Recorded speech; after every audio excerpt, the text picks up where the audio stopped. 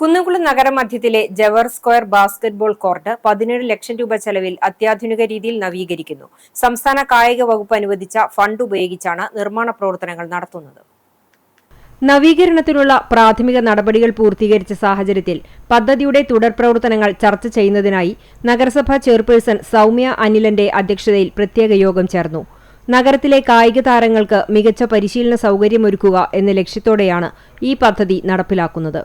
യോഗത്തിൽ പൊതുമരാമത്ത് standing committee chairperson T Somasekharan, ആരോഗ്യകാര്യ standing committee chairperson Misha Sebastian, ക്ഷേമകാര്യ standing committee chairperson Mini Moncy, വിദ്യാഭ്യാസ standing committee chairperson Arsha Jiju എന്നിവർ പങ്കെടുത്തു. കൂടാതെ കൌൺസിൽ കക്ഷി നേതാക്കളായ Shaji Alikkal, sports council assistant engineer Nirmal, basketball പരിശീലകരായ അലക്സ്, ജോബി എന്നിവരും നിർമ്മാണ പ്രവർത്തനങ്ങളെക്കുറിച്ചുള്ള നിർദ്ദേശങ്ങൾ പങ്കുവച്ചു. വരും ദിവസങ്ങളിൽ തന്നെ കോർട്ടിന്റെ നവീകരണ ജോലികൾ ആരംഭിക്കാനാണ് നഗരസഭയുടെ തീരുമാനം.